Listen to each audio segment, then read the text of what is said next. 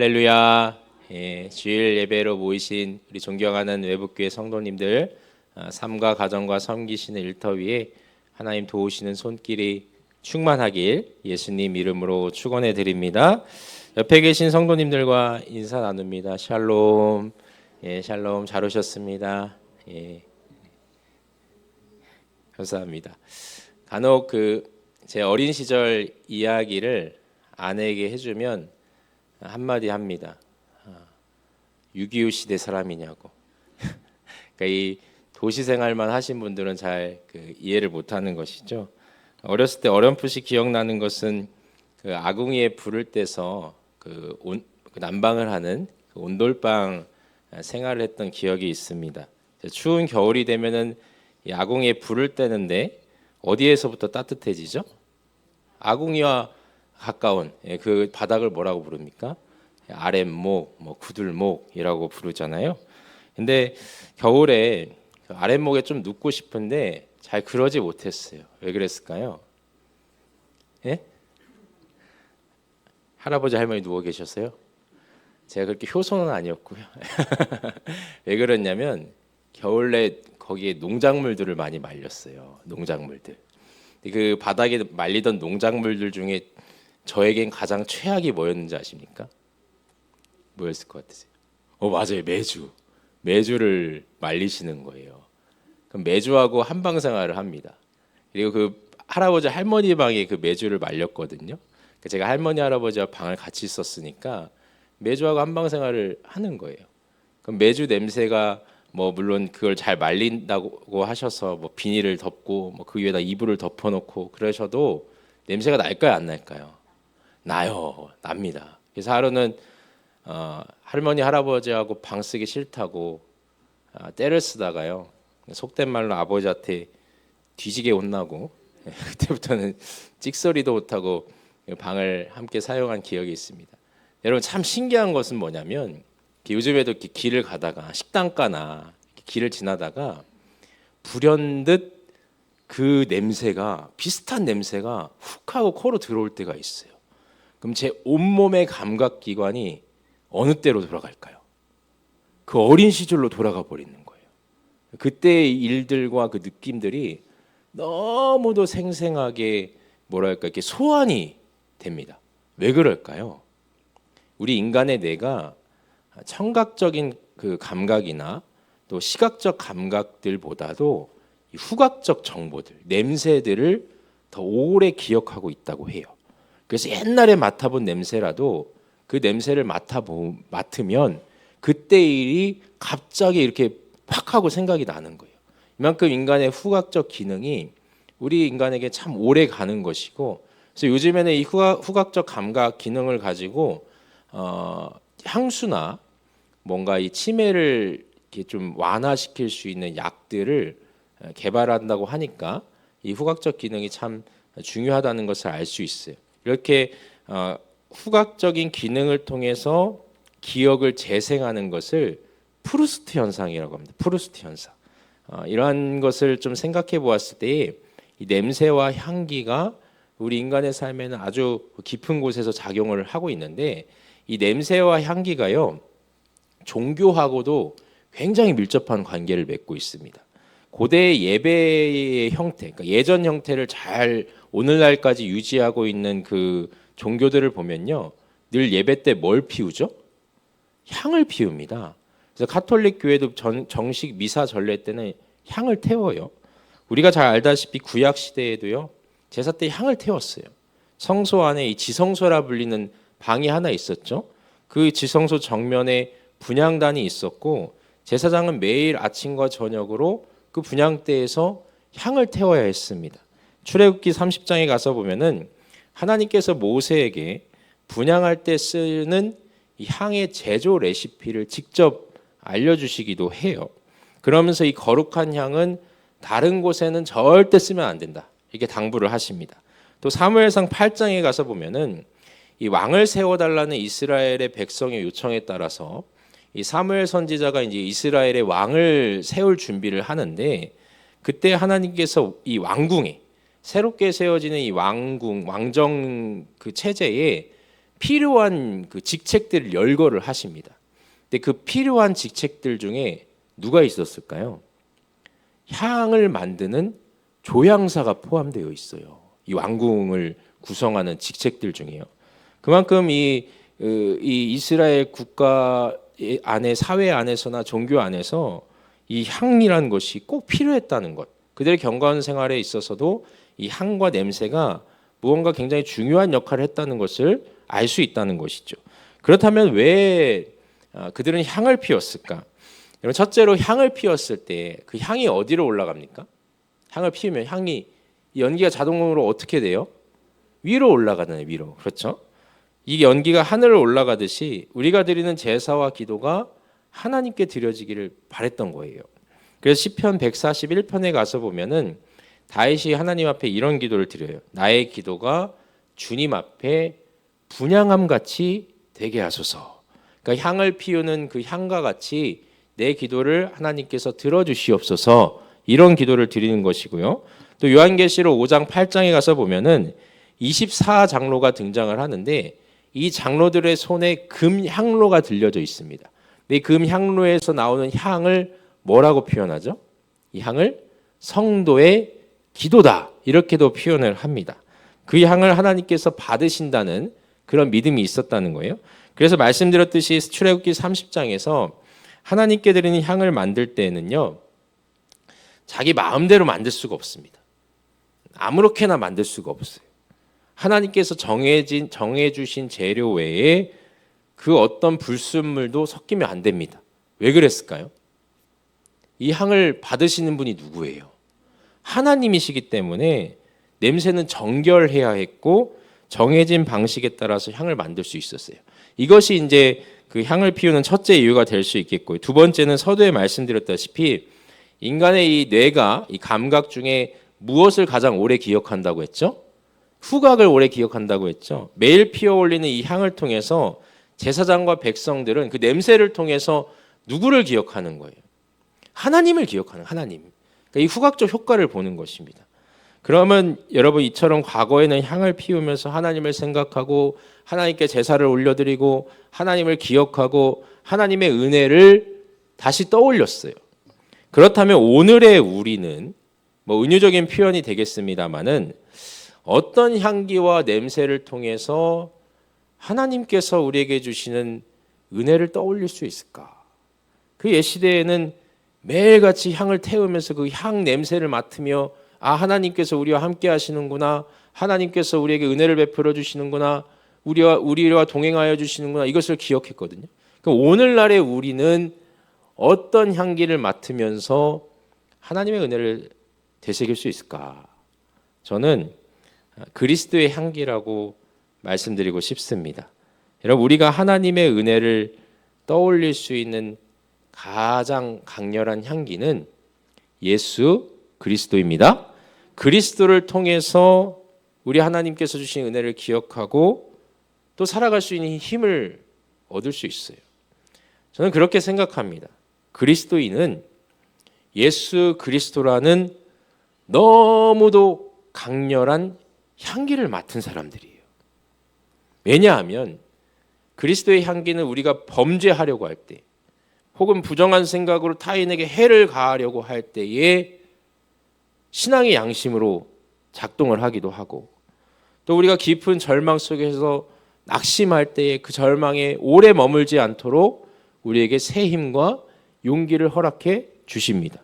때로는 우리의 마음에 분심이 가득하여 가지고 이 화와 분노를 절제하지 못할 때에요, 그 화를 녹여낼 수 있는 사랑과 용서의 마음을 주시기도 하고, 또 믿음에서 실망하여서 떠나고 싶을 때 갑자기 맡아진 이 매주 냄새가 그 옛 시절을 추억하게 하듯이 그리스도의 향기는 하나님을 향한 우리의 첫사랑, 그 처음의 사랑을 회복하게 합니다. 이것이 그리스도의 향기가 지닌 신비한 능력이에요. 이러한 그리스도의 향기를 알고 기억하는 우리 성도님들이 정말 행복한 사람들이심을 믿으시기 바랍니다. 오늘 사도 바울께서도 고린도후서 2장 말씀을 통해서 반복하는 단어가 있습니다. 뭡니까? 그게 향기, 냄새, 그러면 이제 바울께서 말씀하시는 이 그리스도의 향기 냄새가 뭔가 그걸 먼저 생각해 봐야 하는데 그리스도의 향기, 여러분 그리스도의 향기 우리가 많이 들어보았잖아요. 익숙하게 듣는 말인데 그리스도의 향기가 뭘까요? 대체 그리스도의 향기. 오늘 이 바울께서 말씀하시는 그리스도의 향기는 예수 그리스도의 승리를 의미합니다. 승리. 오늘은 이것만 잘 기억하세요. 그리스도의 향기는 그리스도의 승리하심이다. 이렇게 생각을 하시면 좋겠습니다. 그리스도의 향기와 이 승리가 대체 무슨 상관이 있을까? 그것을 좀 생각해 보려면 우리 14절 말씀을 다시 보겠는데요. 우리 한번 14절 말씀 다시 읽어보겠습니다. 항상 우리를 그리스도 안에서 이기게 하시고 우리로 말미암아 각처에서 그리스도를 아는 냄새를 나타내시는 하나님께 감사하노라. 아멘. 하나님께서 말씀하시기를 항상 우리를 그리스도 안에서 이기게 하신다. 이런 표현이 먼저 나옵니다. 그리스도 안에서 이기게 하신다. 이게 대체 무슨 의미일까? 여러분 과거 로마 시대에 이 로마 장군에게 가장 큰 명예와 영광을 가져다 준 순간이 있었습니다. 그 때가 언제일까요? 이 로마 장군이 가장 큰 명예와 영광을 짊어질 수 있었을 때, 개선 행렬 때입니다. 개선식이라고 하죠. 이 트리움 파스라고 하는데 개선 행렬이 무엇입니까? 전쟁에 나간 장수가 그 전쟁을 승리했어요. 승리하고 다시 고국으로 귀향할 때, 다시 본향으로 돌아올 때에 국민들이 나와가지고 로마 시민들이 나와서 그 전쟁을 승리로 이끈 이 장수와 군대를 향해서 최고의 찬사와 그 영광을 돌려드리는 거예요. 그게 이제 개선 행렬입니다. 스포츠를 예로 들면요, 이제 곧 뭐가 개최가 되죠? 개막이 되죠? 월드컵이 개막이 됩니다. 이런 국제대회 같은 큰 스포츠 대회에서 우리 자국의 국가대표팀이 우승하고 돌아온다고 생각을 해보십시오. 여러분 대한민국 팀이 이번 2026년 북중미 월드컵에서 우승하고 다시 대한민국 땅을 밟은다고 생각을 해보세요. 그리고 그러면은 다 뭘 하죠? 퍼레이드를 하잖아요. 퍼레이드. 그럼 그 퍼레이드 길을 따라서 온 국민이 나와가지고 막 그 국가대표 우승한 승리를 가져온 국가대표를 향해서 막 박수를 치고 막 난리를 치고 축하를 해주잖아요. 이게 개선 행렬이었단 말이에요. 마찬가지로 당시 전쟁에 승리한 장군에게 이 국민들이 나와서 이렇게 찬사를 보내는데, 그러니까 그 장군에게는 그 순간이 얼마나 그 짜릿하고 영광스럽겠어요. 근데 이제 여기서 중요한 것은 뭐냐면, 이렇게 승리를 알리는 개선 행진을 할 때에 그 승리의 길을 따라서 무엇을 피웠을까요? 향을 피웁니다. 향. 로마 장군이 전쟁에서 승리해서 고국으로 돌아올 때 그 퍼레이드, 개선 행렬을 할 때에요, 그 승리의 길을 따라서 향을 태웁니다. 향. 왜 향을 태웠을까요? 먼저는 우리가 전쟁에서 승리했다. 이 승리의 기쁜 소식을 알리기 위함이었고, 둘째로는 이 짙은 승리의 향냄새를 맡으면서 그 기쁨을 온 몸과 마음에 각인시키는 것입니다. 서두에 말씀드렸던 이 냄새를 통한 후각적 이 효과를 보는 것이죠. 바울께서는 마찬가지로 이 그리스도의 향기를 로마의 개선 행진으로 비유로 들면서요, 무엇을 말씀하고 싶으신 거냐? 첫째로는 예수님께서는 승리하신 분이시다. 로마의 장군이 개선 행렬을 하듯이 예수 그리스도께서는 승리하신 분이시다. 이것을 말씀하시는 것이고, 둘째로는 예수께서 앞장서시는 그 개선 행렬에 우리가 그리스도인들이 참여하고 있는 것이다. 이걸 말씀하고 있는 것입니다. 여러분, 첫째로 그리스도께서 승리하신 분이시다. 둘째로 우리가 그 개선 행렬에 참여하고 있다. 이게 굉장히 중요한 말씀이에요. 여러분, 우리는요, 지금 이 순간을 살아가고 있지만 우리는 지금도 예수 그리스도께서 앞장서서 가시는 그 승리의 행렬, 그 개선 행렬에 참여하고 있는 것입니다. 여러분 믿으십니까? 그럼 이 그리스도의 행렬에 참여하고 있는 자들이 해야 될 일이 뭔가?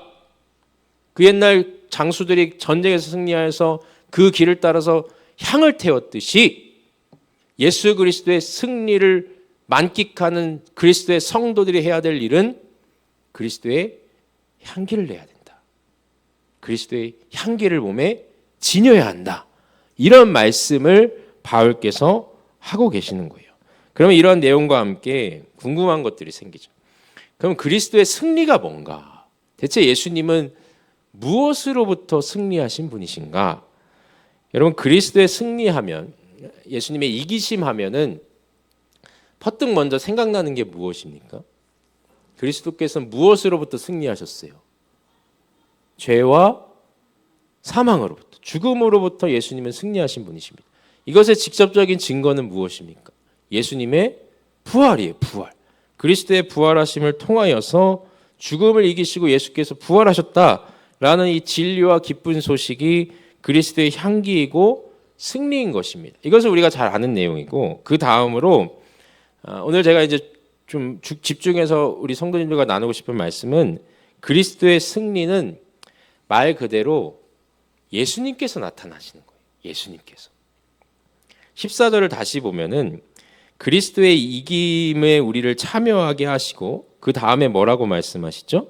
우리로 말미암아 각 처에서, 그러니까 어디에서나 우리를 통하여 그리스도를 아는 냄새를, 그 향기를 나타내게 하시는 하나님께 감사합니다. 이런 말씀을 하고 있습니다. 여러분, 교회는, 그리고 그리스도인은 어디에서나 예수 그리스도께서 나타날 수 있도록 하는 것이 이기는 것입니다. 그것이 내 성품이 되었든, 내 인격이 되었든, 교회 안에서의 사역이 되었든, 내 삶의 작은 자리에서가 되었든지 간에 각자 자리에서 나를 통해서 그리스도께서 나타나시고 드러나시면 그것이 그리스도의 승리가 되는 것이고 향기가 된다는 의미죠.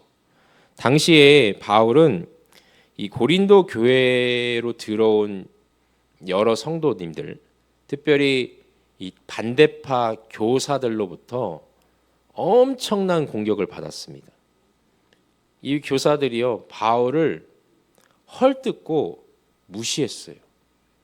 바울은 글이나 잘 쓰는 글쟁이지 말주변도 없고 설교도 못하고 매일 교회를 말아먹는 실패한 사역자로 몰아갔습니다.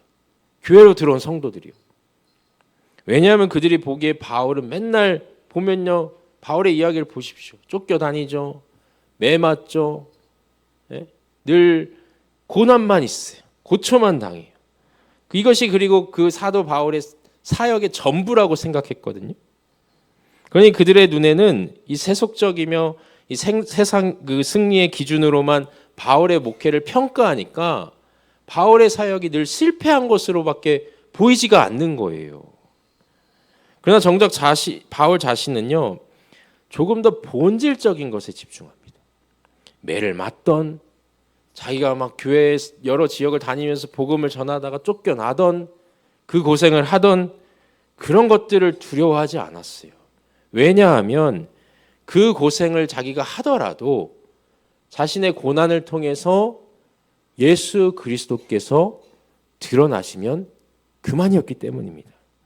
여러분, 누구보다 더 그리스도께서 자신의 연약한 이 성품과 사역과 이 삶을 통해서 간절히 드러나기를 매달리고 기도했던 사람이 이 사도 바울이었다는 거예요. 그리스도를 위해서 고난받는 것조차 이 바울은 영광스럽게 여겼습니다.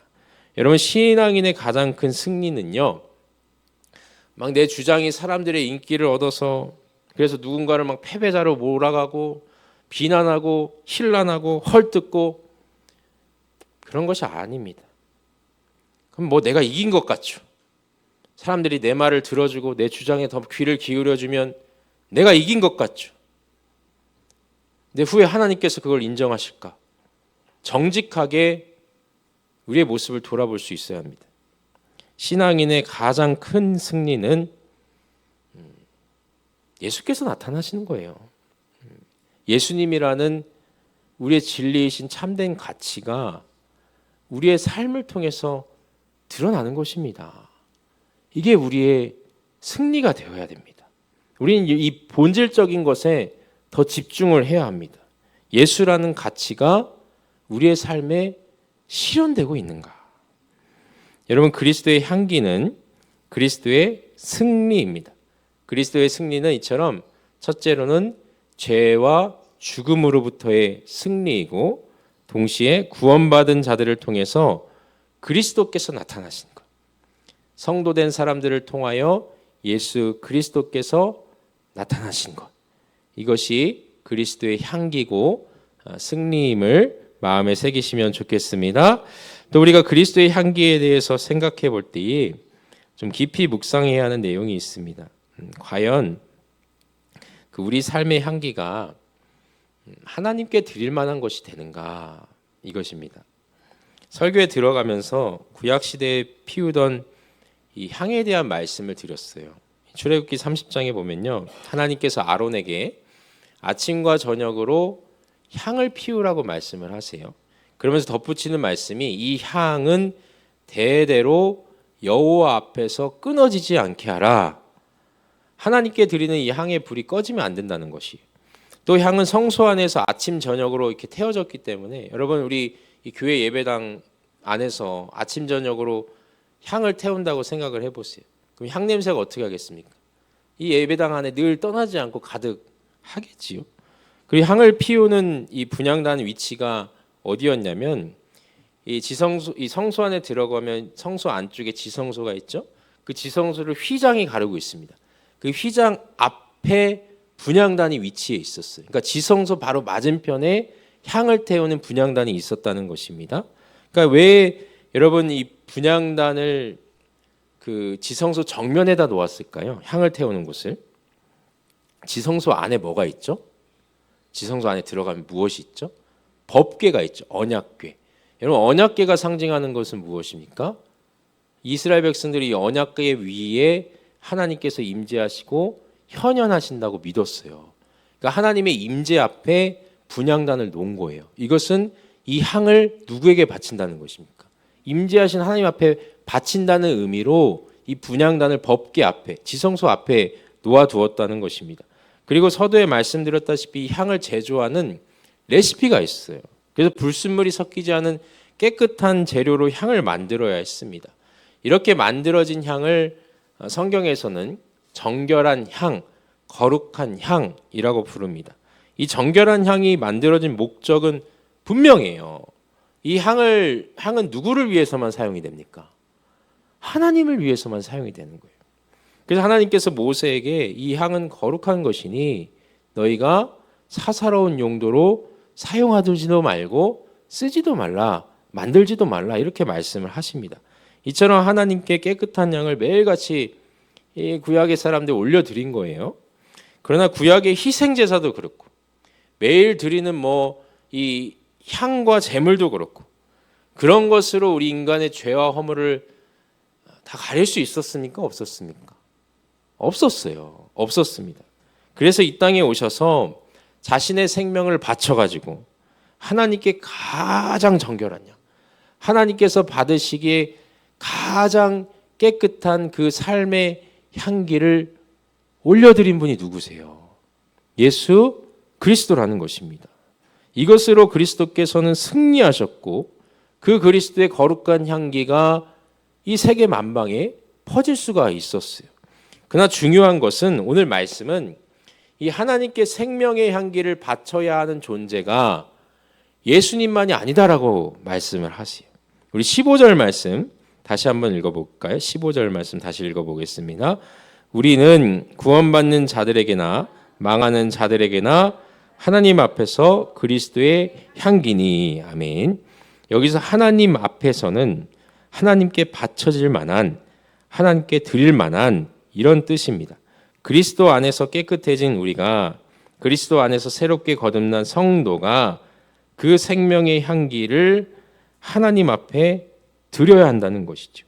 그러니까 바울께서 그리스도인을 그리스도의 향기라고 표현하는 것은 그 성도의 삶이 하나님께서 받을 만한 그 삶의 향기를 내재하고 있어야 한다는 것입니다.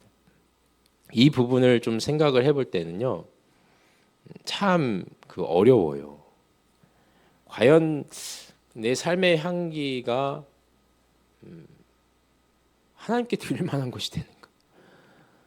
그 옛날 구약 사람들은 하나님께서 말씀해 주신 레시피대로 아무 불순물도 섞이지 않은 정말 세상에서 가장 깨끗한 양을 만들어서 하나님 앞에 드렸고, 예수 그리스도도 오셔서 자신의 생명을 바쳐서 하나님 앞에 자기 생명의 향기, 거룩하신 향기를 올려드렸어요. 예수님이야 뭐 하나님의 아들이셨고 본질상 하나님과 같으셨고 모든 것을 이루실 수 있었던 그리스도셨다고 그렇게 생각을 할 수는 있어요. 근데 우리는요, 우리의 삶의 향기를 어떻게 하나님 앞에 올려드릴까? 이런 것을 생각해 보면은 마음의 부담이 참 크죠. 하나님께 바쳐질 만한 삶의 향기.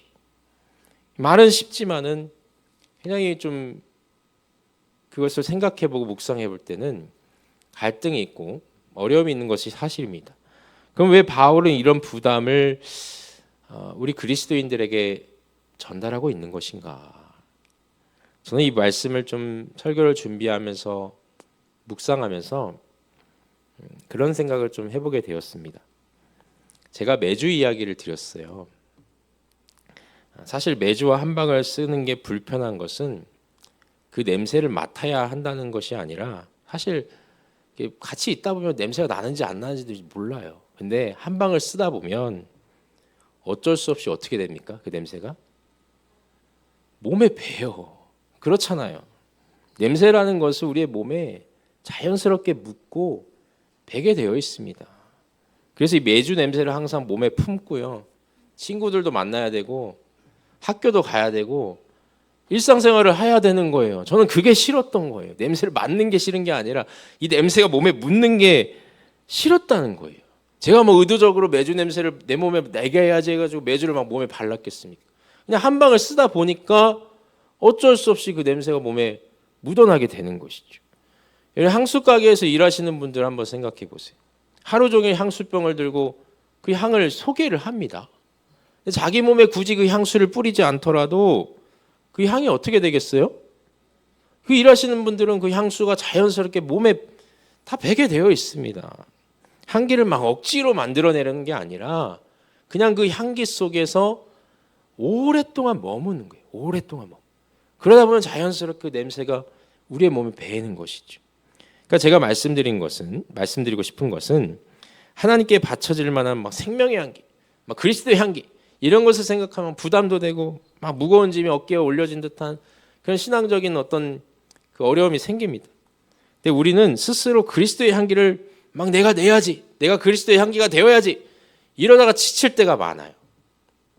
내가 더 친절하게 살아야 돼, 더 거룩하게 살아야 돼, 하나님 옆에 정결하게 살아야 하는데, 신앙생활에 더 열심을 내야 하는데, 거기에 우리가 막 몰입하다 보면은 나중에 가면요 어떻게 변하는지 아십니까? 그 신앙이.